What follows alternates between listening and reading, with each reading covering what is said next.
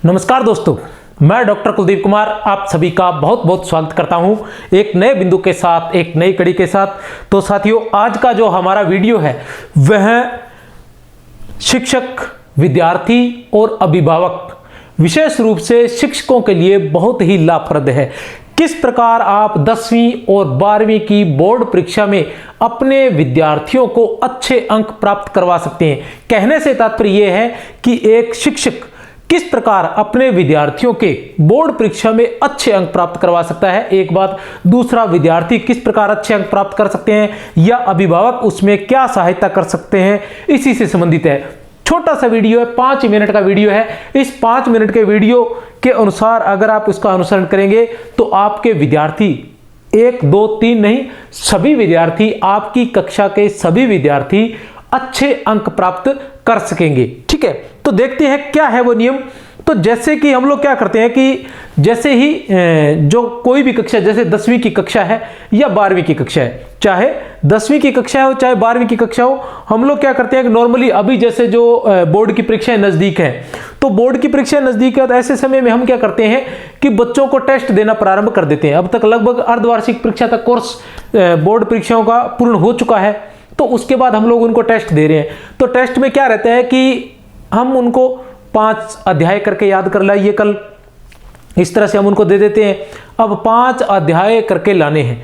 अब विद्यार्थी सभी एक जैसे होते नहीं है, कुछ के लिए तो 5 अध्याय करना चुटकी भर का काम है, और कुछ लोग थोड़ी मेहनत करके 5 अध्याय कर लेते हैं, और कुछ लोगों से 5 अध्याय होते ही नहीं है, और कुछ लोगों को समझ से बाहर होती है।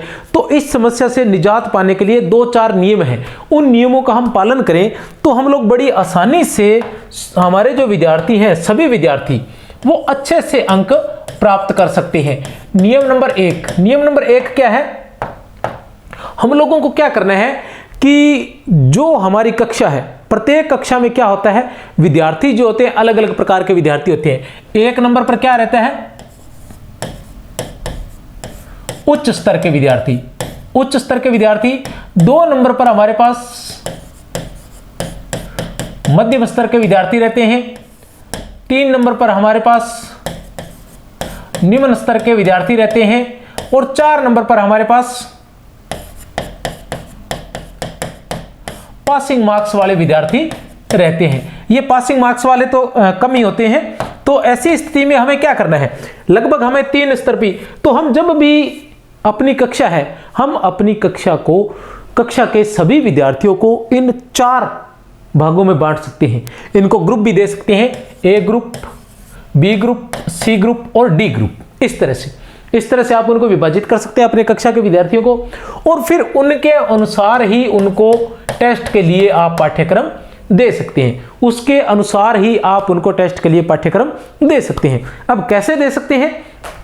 अब जैसे ए स्तर के विद्यार्थी हैं, अब समस्या क्या रहती है, हमने इकट्ठे क्या दिए, 5 अध्याय दे दिए। अब ये पासिंग मार्क वाले विद्यार्थी हैं, इनको अगर हम 1 अध्याय देते तो वो अध्याय वो अच्छे से याद कर पाते, लेकिन 5 अध्याय के चक्कर में वो 1 भी अध्याय याद नहीं कर पाते हैं। निम्न स्तर के विद्यार्थी, इनको 5 अध्याय देते हैं, इनके बस की बात भी नहीं है 5 अध्याय, वो 2 कर सकते हैं, 3 कर सकते हैं। हम इनको अगर 2 अध्याय देते तो ये याद करते, लेकिन 5 अध्याय देने की वजह से इन्हें 1 भी याद नहीं हुआ ढंग से।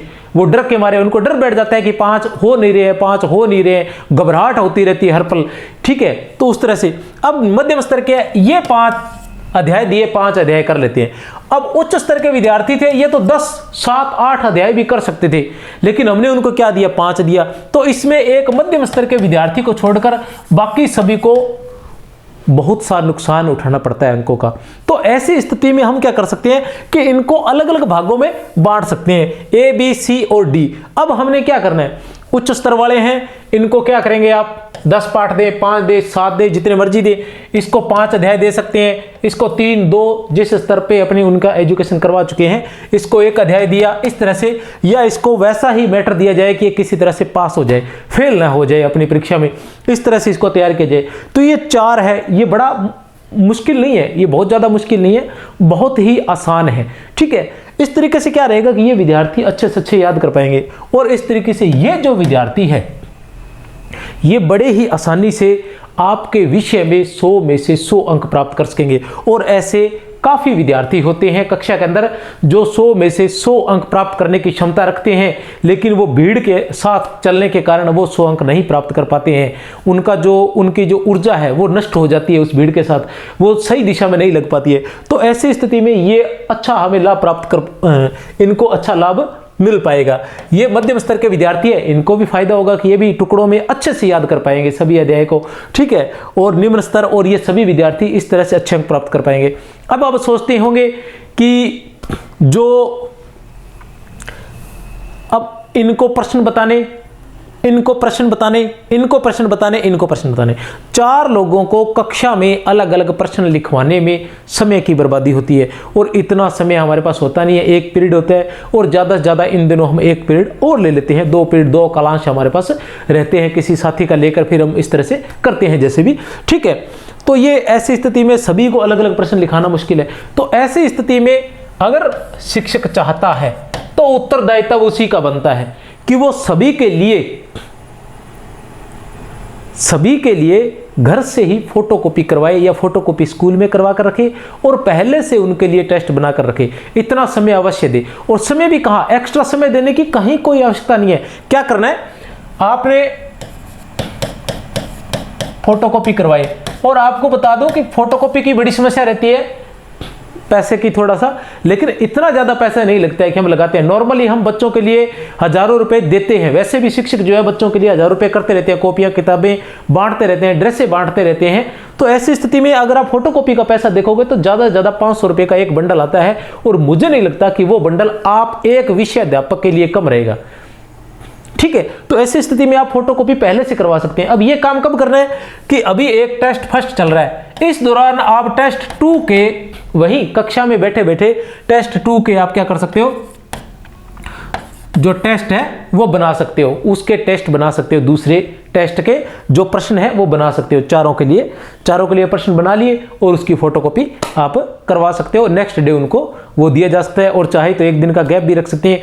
तो इस तरह से क्या होगा कि ये कुछ एक विद्यार्थी होते हैं, जब बात चलती है कि कितने परसेंटेज वाले आए, तो कितने प्रतिशत अंक आए, बच्चों के कितने प्रतिशत अंक आए, तो नॉर्मल क्या होता है कि ये बच्चे, हमारी कक्षा उसमें 10 बच्चे थे, ठीक है, 90 से अधिक अंक लाने वाले या 100 में से 100 अधिक अंक लाने वाले थे, लेकिन हमने उनको कभी याद करने के लिए इतना दिया ही नहीं, तो वो अंक लाते कहाँ से। और इस तरीके से वो क्या है कि अच्छे अंक लाएंगे, 100 में से 100 लाएंगे या 90 से ऊपर जाएंगे, तो आपकी परीक्षा का जो परिणाम है वो अच्छा रहेगा और विद्यार्थियों का भविष्य भी सुधरेगा। तो ये बहुत अच्छी बात है। अब नियम नंबर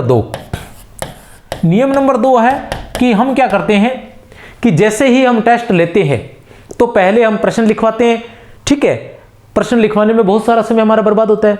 उसके बाद बच्चों को हम कहते हैं कि हाँ ठीक है, चलो अब बैठक व्यवस्था करते हैं। फिर वो बच्चे अपनी जो कॉपी किताब जो भी है टेस्ट लेकर बाहर बैठते हैं, कोई कहीं बैठता है, कोई कहीं बैठता है, वो भी समय बर्बाद होता है। उसके बाद फिर वो वापस आते हैं, तो इतने समय में तो पीरियड निकल जाता है। तो ऐसी स्थिति में आपकी जो कक्षा है, इन दिनों वैसे कोई क्लास नहीं लग रहे होते हैं क्योंकि पाठ्यक्रम पूरा हो चुका होता है, तो आप इस तरह से बिठा दीजिए उन बच्चों को कि जैसे परीक्षा में व्यवस्था होती है वैसी व्यवस्था उनकी कर दीजिए। जैसी परीक्षा में व्यवस्था होती है कि स्टूडेंट दूर दूर बैठते हैं, वैसी कर दीजिए। अब जो स्टूडेंट बच जाते हैं, शेष रहते हैं, उन स्टूडेंट को जस्ट ही अपने रूम के बाहर वाली जगह उनको सेट कर दीजिए। 2 लाइन उनकी वहां भी लगा सकते हैं, आप उन पर भी नजर रख सकते हैं, उन पर भी नजर रख सकते हैं। अब ऐसी स्थिति में क्या रहता है कि बच्चे वहां बैठे हैं, आप क्लास में आते ही आपके पास फोटोकॉपी है, टेस्ट बना हुआ है, और टेस्ट भी एक पेज पर आप चाहें तो 2 या 3 टेस्ट बना सकते हैं। तो वो जैसे ही आप क्लास में आए वो अपनी जगह बैठे, मेज पर कोई व्यवस्था नहीं है, कोई कहीं किसी को जाने के लिए नहीं, जाते ही फटाफट पेपर उनको बांटे और उन्होंने पेपर प्रारंभ कर दिया। अब आपके पास 45 मिनट है, तो 45 मिनट में भी वो लगभग पेपर कर लेते हैं। लेकिन अगर हम ऐसा नहीं करते हैं तो हमारा क्या होता है, हम पहले जाते हैं, फिर उनको पेपर लिखवाते हैं, फिर वो बच्चे अपनी किताबें लेके बाहर जाते हैं, फिर कोई आगे मेज करता है, कोई पीछे मेज करता है। इससे क्या है कि अव्यवस्था फैली रहती है और समय की बर्बादी होती है। और समय आज अभी जो वर्तमान परीक्षा नज़दीक है, ऐसे समय में समय बहुत कीमती है।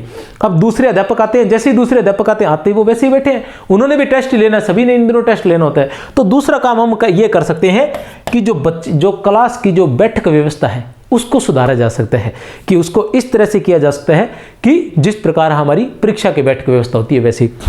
नियम नंबर 3 क्या है? नियम नंबर 3 ये है कि विद्यार्थी क्या करता है कि जैसे ही कठिन जो रहते हैं वो याद नहीं हो पाते हैं उसे, तो वो समस्या क्रिएट होती रहती है। तो ऐसी स्थिति में क्या करें कि जितने भी कठिन बिंदु है, जितने भी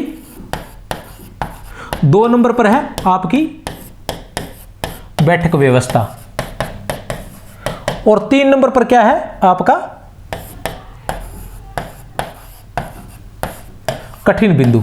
तो आप क्या कीजिए, आपके पाठ्यक्रम में से ऐसे बिंदु निकाल लीजिए जो कठिन है और जो थोड़े संशयात्मक है या संशय भरे हैं, वो समझ में नहीं आ पा रहे हैं बच्चों के, या बच्चे जिन्हें भूल सकते हैं बड़ी आसानी से, उन बिंदुओं को आप निकाल लीजिए, निकालिए। और उन बिंदुओं को क्या कीजिए कि बार बार उनको डिवाइड कर लीजिए और उन बिंदुओं को बार बार सभी टेस्ट में दे दीजिए। जैसे कि कोई एक बिंदु है, जैसे कि बच्चों को जो आलेख लिखने में, फीचर लिखने में समस्या आ रही है, उनके समझ में नहीं आता है, लिख लेते हैं लेकिन भूल जाते हैं कि फीचर कैसे लिखना है, आलेख कैसे लिखना है। तो उनको जैसे किसी टेस्ट के साथ फीचर और आलेख दोनों दे दिए, दूसरे के साथ और कोई अर्धशासकीय पत्र दे दिया, इस तरह से। या मान लो बच्चों को अपने कोई काव्य गुण है या कोई अलंकार है जो उनको याद नहीं हो रहा है, तो वो अलंकार उसके साथ दे दिया। तो या कोई कठिन प्रश्न है जो याद नहीं हो पा रहा है, तो वैसे उनके साथ देते रहो। तो प्रत्येक टेस्ट के साथ ऐसा एक कठिन बिंदु देते रहो और उसे बार बार रिपीट करते रहो, ताकि उस विद्यार्थी के वो आसानी से याद हो सके। वो भी बार बार पढ़ेगा तो उसके समझ में भी आ जाएगा, याद भी हो जाएगा। और नियम नंबर 4 ये है कि चाहे उच्च स्तर का विद्यार्थी हो, चाहे मध्यम स्तर का, चाहे निम्न स्तर का, या पासिंग मार्क्स का विद्यार्थी, सभी के लिए आप एक उदाहरण प्रस्तुत कीजिए। सभी में सकारात्मक ऊर्जा भरते रहिए, उनमें विश्वास पैदा कीजिए कि वो कर सकते हैं। हाँ, उनमें वो बात है कि वो कर सकते हैं। अगर वो प्रयास करेंगे तो वो अवश्य सफल होंगे। उनको अच्छे से अच्छे अच्छे से अच्छे मार्क्स जो है वो प्राप्त होंगे। उनमें बार बार ऊर्जा प्रदान करते रहिए। उनमें किसी में भी कभी भी नकारात्मक सोच मत पैदा होने दीजिए। अगर कोई विद्यार्थी अच्छे से नहीं भी करके लाता है, किसी के अच्छे अंक नहीं आते हैं, बार बार प्रयास करने पर भी नहीं आ रहे हैं, तो भी नकारात्मक सोच कहीं भी पैदा, नकारात्मक माहौल पैदा होने ही नहीं देना है। हमें जो माहौल है वो सकारात्मक ही रखना है। उसको जितना भी हो प्यार से, स्नेह से, किसी भी तरीके से उसको यही समझाने का प्रयास करना है कि आप कर सकते हो। इस बार आप अवश्य प्रयास करोगे, मुझे विश्वास है कि इस बार आप अच्छे से तैयारी करके आओगे और अच्छे अंक प्राप्त करोगे। ऐसा हो जाता है, कभी कभी अंक नहीं आते हैं, लेकिन इसमें घबराने की आवश्यकता नहीं है, आप अवश्य अच्छे अंक प्राप्त करेंगे। तो इस तरह से आप उनको प्रोत्साहित करते रहिए। इसके साथ साथ आप चाहें तो, जैसे कि अक्सर विद्यालय में होता है कि इतने अंक प्राप्त करने वालों को इतने इतने रुपए दिए जाएंगे या ये उपहार दिया जाएगा, तो इस तरह से आप चाहे तो व्यक्तिगत रूप से उन बच्चों के लिए उपहार की घोषणा भी कर सकते हैं कि जैसे जो 100 में से 100 अंक लेके आएगा उसको 15 अगस्त को मैं 500 रुपये से सम्मानित करूंगा, 100 रुपये से सम्मानित करूंगा। इसके अलावा प्रत्येक टेस्ट के लिए भी उच्च अंक प्राप्त करने वाले विद्यार्थी के लिए छोटे मोटे इनाम की, कॉपी की, किताब की, पेन की, इस तरह से घोषणा कर सकते हैं। या अचानक से कोई मतलब आप उन्हें उपहार दे सकते हैं कि आज आपने अच्छे अंक प्राप्त किया तो आपको ये उपहार। इसके अलावा न केवल प्रथम आने वाले को उपहार दें, बल्कि जो कमजोर से कमजोर विद्यार्थी है, पासिंग मार्क्स वाला, यह विद्यार्थी भी कभी अच्छी परफॉर्मेंस देता है, आपको लगता है कि ये लगातार सुधार कर रहा है, तो आप उसको भी क्लास में आगे बोर्ड के पास बुलाकर उसको भी पेन या कॉपी या किसी 150 जो भी आपकी इच्छा हो उसके अनुसार आप उसको उपहार दे सकते हैं और उसको हौसला अफजाई कर सकते हैं। तो इसमें उससे हौसला मिलेगा और वह और अधिक प्रयास करेगा। तो किसी भी स्तर के विद्यार्थी को जो अपना स्तर सुधार रहा है उसको आप इस तरह से आगे ला सकते हैं। तो ये 4 नियम हैं जिसके अनुसार आप प्रयास करेंगे तो बोर्ड परीक्षा में आपके विद्यार्थियों के अच्छे अंक प्राप्त होंगे।